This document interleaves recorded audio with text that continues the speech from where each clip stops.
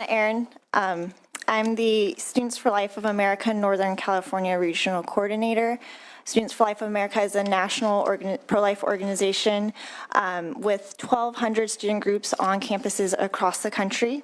I personally work with student groups on California college and high school campuses on a daily basis in an effort to defend human rights, raise awareness on the realities and dangers of abortion, and provide resources for pregnant and parenting students so that they can accomplish their academic goals. So our student groups throughout California have formed a coalition to stop abortion drugs on campus. While we have over 90 Students for Life groups on campuses throughout California, I'd like to list a few of the most notable campuses represented in our coalition.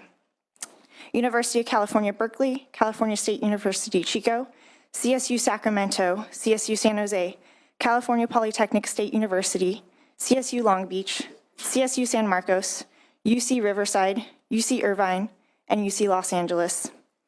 These students have formed a coalition to oppose SB 320 due to the horrible realities of RU 486, the abortion by medication technique, and the dangers that it would bring to their campus, and the simple fact that abortion pills are not a factor in student success.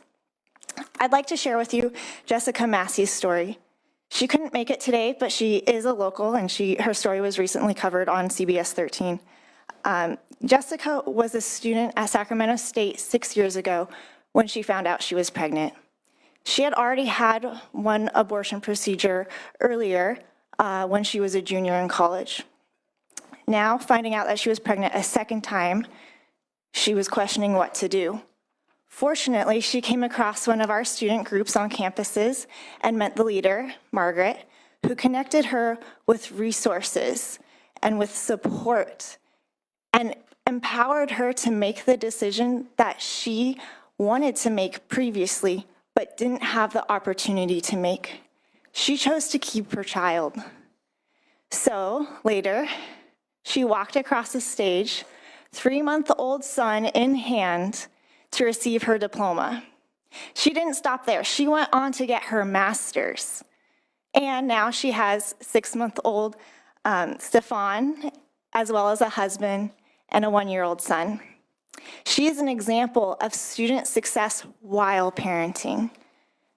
She's just one example that student success is not in opposition to parenting, which is the basis of SB 320 and the claims that we need abortion drugs on campus. Students don't need abortion drugs, and on behalf of the students I represent, I want to just make it clear that abortion drugs bring challenges to student success. As Jessica said, I know that hurt and pain that I was going through. I want to help women not make the same mistake. Abortion causes hurt and pain. Natural miscarriages are traumatizing experiences for couples to go through. Now imagine individual young women on campuses experiencing the effects of an induced abortion in their dorm rooms, their shared bathrooms and toilet stalls. This is traumatizing, and we're asking to provide this to students. The FDA lists out the effects of abortion by medication. They're not pretty, they're graphic: heavy bleeding, possible need for surgical intervention to stop the bleeding, clots, vomiting, headache, fever, chills, nausea, dizziness. These are the same symptoms that they say to watch out for sepsis, which can cause if the pills do not effectively expel all the contents of the uterus, which could lead to a fatal infection. There have been 8 reported deaths to sepsis caused by medical miscarriage in the span of 13 years, reported by the FDA, hundreds of hospitalizations. The trauma is unimaginable. This is not healthy for students. This is not healthy for them. Yet we want to bring this to our campuses with the claims that abortion is inaccessible to students when, on average, there is an abortion provider within 5.79 miles of every single UC and CSU. All that costs is, equivalent to a cup of coffee to pay for an Uber to get to a medical abortion provider. If we consider it difficult access to get to an abortion provider, how much more difficult would it be for women experiencing these side effects to get to an emergency care provider when they're hemorrhaging or in need of surgery or in need of urgent medical care? If they cannot get to an abortion provider to begin with, how will they get those effects treated? SB 320 only provides one option for young women who find out they are pregnant: hurt and pain, as Jessica said.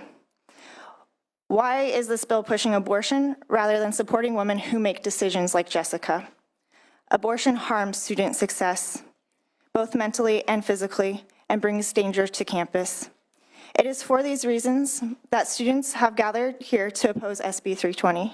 Students do not want the unnecessary dangers of abortion drugs on their campus. For these reasons, on behalf of the Students for Life of America and our coalition of students, I must urge you to vote no on SB 320. Thank you so much for your time.